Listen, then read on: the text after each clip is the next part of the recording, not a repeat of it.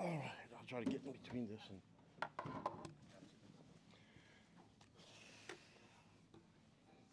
Do you have stat sheet, Brett?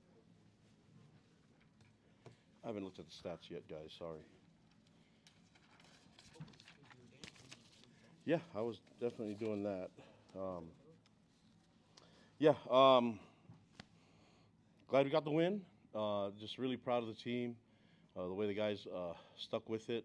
I mean, it was a tough game. You know, you have to give a lot of credit to SMU, Coach Lashley and his staff. I mean, they had them ready, and you know, there's a lot of talk about the offense on both sides, and it came down to overall team win. You know, we needed all three phases to win the game, and obviously not our best performance, but you have to give a lot of credit to SMU for what they did.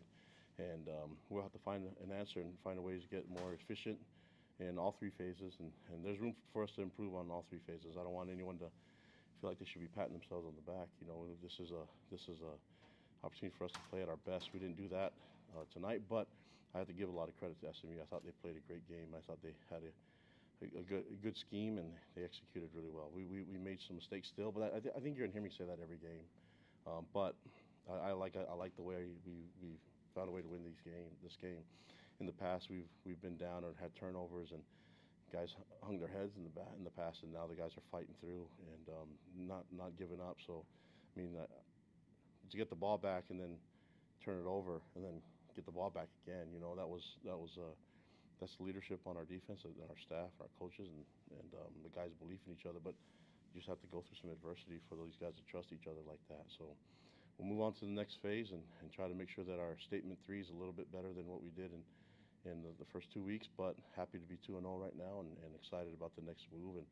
And we're going to learn from this and get better. And some guys got banged up, and guys were able to step in, and we felt good about our depth, and we had to go to it a little bit. So, you know, we're going to have to see how we feel tomorrow and have an extra day to heal up. So some of those guys will need that extra time before they can get to the game next week. So any questions you guys have for me? What was working for defense tonight to hold SMU to no touchdowns in this game? I think guys are just executing the scheme. I mean, we've gone against this scheme before, you know, but I think that we know it can be a high-powered offense, and both quarterbacks for SMU are very talented. So we just knew that we had to just keep. I mean, as long as we play assignment sound football and make it hard for them. I mean, they got some chunk yardage and they got some yards and were able to advance the ball, but just allowing them to settle for field goals, I think it helped us win this game. I mean, I think early in the game we got a stop on fourth down. I'm not sure, but I think we got a stop, and then I think maybe they thought, okay, if they're going to get in field goal position, they're going to just kick it. And hats off to their kicker. And my goodness, this guy was automatic, and he even kicked into the wind on some deep balls, and I was really impressed with his legs. So if we didn't know much about him before, we do now, and he was a huge weapon for them. And you know, we missed one, and he was able to make all his kicks, and that was impressive. Did you feel like why did you go for it on fourth down from midfield? Turned out to be a good decision. Yeah. Take us through why you made that decision. Felt good about it. Just felt good about it. I didn't look at analytics and things like that. Just felt good and looked at our guys. We even took a timeout, and people wanted us to think about it a little bit more, and I just still felt good about it. I liked the look in the eyes of our guys, and they felt like they could do it, and felt confident about the call and the way we went. You know, it just felt right. So, yeah, and I'm glad that the offense executed it well, and we got the conversion. Did you change the play on that timeout, or did you keep the same play that you had before? I think we added a little bit of it, but yeah, I think the goal was A-Rod already knew what he wanted, and I don't know if we showed it enough, but yeah, we just knew we had different ways of doing it. So we have, and just give Jake a lot of credit. He got us in the right call. We have an audibles up there, and he felt it and got the right call. So did you check into that play? Was it I'm not sure. I have to look at the film. I don't know all the details. I can't tell you everything. You guys can't know all our checks and everything. So. Feeling good on that fourth down call by that led to Phoenix touchdown as well? Yeah, I felt good about that too. Yeah, I mean, there's another fourth down that we kicked it. You guys are giving me a hard time about going on fourth down. We punted it on fourth down a few times, guys. So, yeah, give me some credit.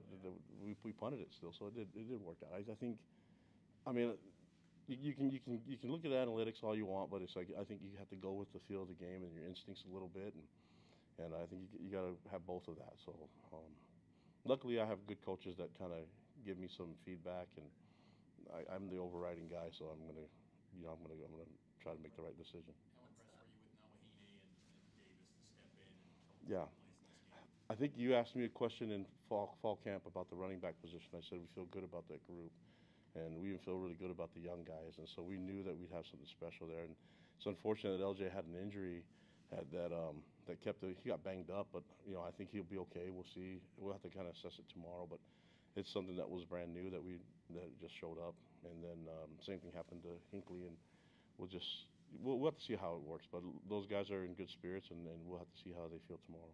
Kalani, what are those moments like? Those fourth down calls where, kind of the game hinges, and even that last drive where you're trying to, they have a chance to come down and, kick it or to tie Mm-hmm. or go up. What are those moments as a head coach like? Oh, it feels good. I mean, I kind of, you guys forget that I got into this because I'm a fullback, so a guy that and I grew up a BYU fan, so I think a lot of the fans can understand. I know you guys are media, you guys are supposed to scrutinize every decision, but when you feel it, you just go with it, but there are times that it just makes a lot of sense, even in the data. So, yeah, I mean, I can't really explain. Like again, I said last time, let's not have to go for it all the time on fourth down. I'd rather get chunk yardage and get some scores, but if we need to, we know that we have plays that we feel really good about. Just like the 2-point play, felt great about that play too. And I'm just glad the guys executed. You can't get down on one phase, one or another, because we still needed the offense to come through and get scores and convert, and then we need the defense to it was nice that the defense was able to get the win at the end. But we still needed Will to get in there and kick, and I think we're trying to catch his attention to try to get the clock. We weren't sure if the clock was going to go down, but Will was so focused. It was just kind of, the guys just let him kick. Just let him kick it, and we'll be fine. So glad it all worked out. We definitely need to play better.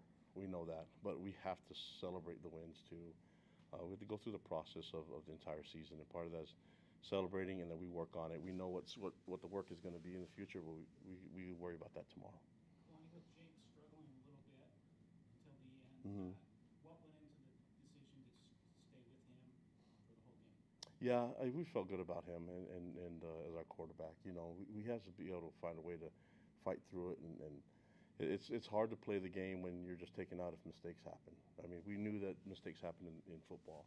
We got to rally around guys and allow them the chance to redeem themselves. What went into the decision to give Miles kind of the last chance, the last crack at it at the running back spot after you've been through? I think we were just rotating the two. We felt good about both those guys, and you remember LJ and Hinckley would rotate, and so I felt the same way with Enoch and with Miles, and then we still have other guys that like Pokai and Sione Moa that can do it too. So we just need to get some guys healthy and get them ready for next week, and then see what the game plan is going to be for that. But it feels good to lean on the depth that we have, and Miles has played a lot of football here, so the moment wasn't too big for him. What is the speed of Jack Kelly brought to this defense? Yeah, I think the key is the defense is now really familiar with the system, and so there's not like in the past there was a lot of thinking, and now the guys, you can tell that they're comfortable with what we have, our scheme. It's a lot smoother defensively, and we're not making as many mistakes. But yeah, Jack is a special player. We've been saying about that from the beginning. Mark gave us a lot, and those guys that came, they played in the system before, so it makes sense for them to not really bat an eye or have any hiccups along the way. It was a smooth transition, and I'm glad those guys are here. I mean, that great connection with Jay and these guys who came here for these type of games, and I thought they both played amazing. I thought defense was really good. I don't know all the stats, but I think we're disruptive.